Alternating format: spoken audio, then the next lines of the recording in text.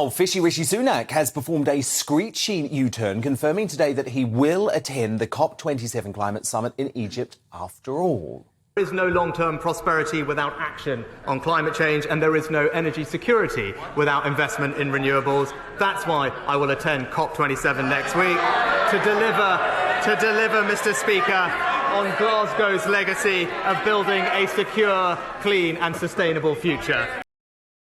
Sunak's initial decision to skip the summit so he could focus on domestic issues was widely criticised by lefty climate hysterics, but the PM seemingly only caved after a certain political rival announced he'd be going. Are you going to go to COP27? Well, yes, as it happens, but that's not relevant to Ukraine. But I was invited by the Egyptians, so I'm very happy to go. Well, I'm joined now in the studio by Boris Johnson's father, former MEP and climate conservationist and activist Stanley Johnson. So, Stanley, do you believe this was the right decision for Sunak to U-turn and go to COP27? Because I actually thought he'd made a very bold stand by staying. Well, it depends your use of language. As always, a U-turn. I don't know. Look, it's I'm not going to accept the premise, but I will accept that it was the right decision to go. It had to be the right decision. Why? Because we had a record. We have a record. We have helped a lot. You know, we did run COP26. Alok Sharma did a good job. And if you remember at the end of the Glasgow conference, he said, wow, we kept 1.5 alive. 1.5 alive, which was, of course... But there's a lot going on here at the moment, Stanley. Yes, so there may be. But I tell you, if we don't keep our eye on the ball... And the other thing I think is that Mr. Sunak is there. He's there because we are the president. We by the way, we're still the president until the gavel falls on... No, the gavel begins, whatever happens, starts. So the kickoff. We are still the president, so normally speaking, you'd expect to be there. But actually, we have a huge stake in this one. We really do, because we are going to be as affected as anybody else if we don't get our facts in order. And the other thing which I think Mr. Sunak really needs to concentrate on is our reputation is at stake at the moment too. As you know, we have a situation where a bill has been put forward before Parliament, which is, I've got to say, a totally crazy bill. It says, let us scrap 750 environmental regulations, let us scrap around 2,000 other regulations, and then we can get ministers to invent, some new thing.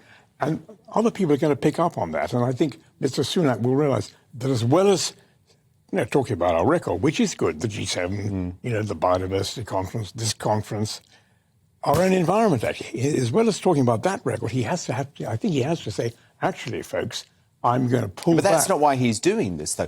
He's doing this for political reasons, because he's so worried about your son. And to be honest, I think he should be worried about Boris, because I think Boris should be Prime Minister again. And actually, if the vote, Stanley, had gone to the Conservative Party members, mark my word, Boris Johnson would be in number 10 Downing Street. And there was that anti-democratic disgrace stitched up by the MPs, which kept Boris off the ballot and forced him to pull out of the contest. Well, you might argue, if you're arguing democratic votes, you might say how democratic is a Tory party membership of about 160,000. Yeah, but you use the word democratic. If I'm talking democracy, I would. Well, but Boris already had the mandate from the 2019 Well, no, of course, I do agree. Let's not revisit this one. We are where we are. Mr. Sunak is going to Egypt. That's an important point. We have a lot of good things to say, and I want him to say firmly, I'm not only going to go to Egypt, but I'm going to go to Montreal. Now, you don't know so much about Montreal, but Montreal... You're going? I am going to Montreal, although it's been very cold, much colder than Sharm el-Sheikh. Montreal is... I hope you're going in a yacht, Greta Thunberg style. Well, I think the ice floes will make it difficult to reach Montreal. No, COP15. Well, you may say, how come COP27 becomes COP15? Because COP stands for Conference of the Parties, and these are different parties. These are parties to something called the Convention on Biological Diversity.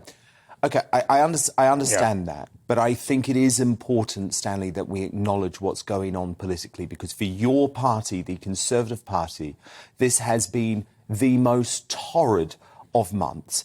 And what you have to understand, Stanley, is there's a lot of people within your party who are loyal to your son and who feel like they have been denied a vote that was promised to them. And at the moment, there is a real democratic crisis facing the party. At the same time, in Boris's statement withdrawing from the race, he made it abundantly clear that he doesn't believe his political career is over. He's going to COP. He's also doing some really important work to back up what he did in Ukraine. So it doesn't feel to me like this is the end of Boris Johnson as a political force. Well, I can tell you that former presidents, former prime ministers, they do have a role, and some of them cease to be former and become president again. Which might happen with Boris, you would concede. Well, he might. It is not totally inconceivable.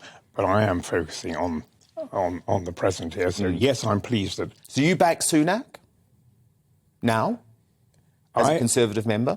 Of course I back Sunak. He is the Prime Minister. Of course I back him, and I 100% do back him. And I think he's saying the right things, and I think he's particularly saying the right thing. I don't want to sound like a broken reed.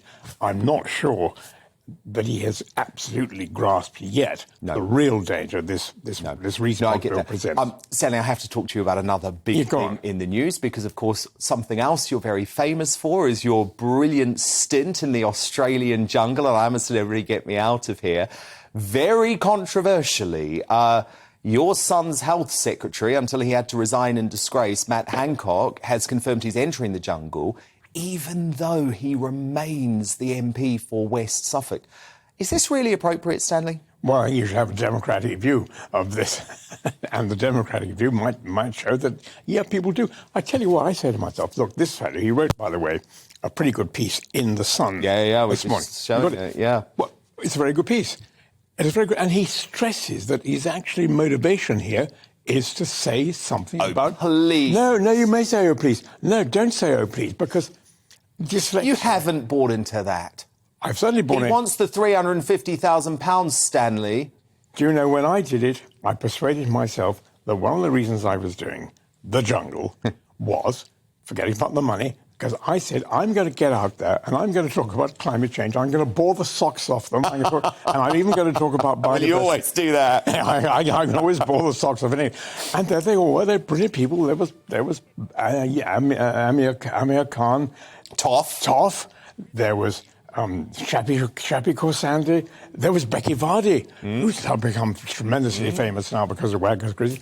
And I did talk to them quite often. And I said to myself, I bet they're showing that back in England. Of course, when I did come and look at it... But what about the fact he's a serving MP? That's wrong, isn't it? Because if there's a massive event in West Suffolk, there's no way he's contactable. Well, my understanding, I'm by no means an expert on this, and of course I do absolutely know that we didn't have any contact at all, except once I got a message from my wife saying, you know, are you sure you're losing weight? Or something like that. Well, I was. Anyway, apparently there is some sort of break clause in Matt Hancock's contract which says if some unforeseeable event happens in West Sussex, like an inundation resulting from global warming or whatever, or something really bad. Because actually Suffolk, as I do recall, did have a flood from time to time. Then he can get out. OK. Interesting. There's a scoop there from Stanley Johnson, a contestant on I'm a Celebrity in 2017. Stanley, thank you so much.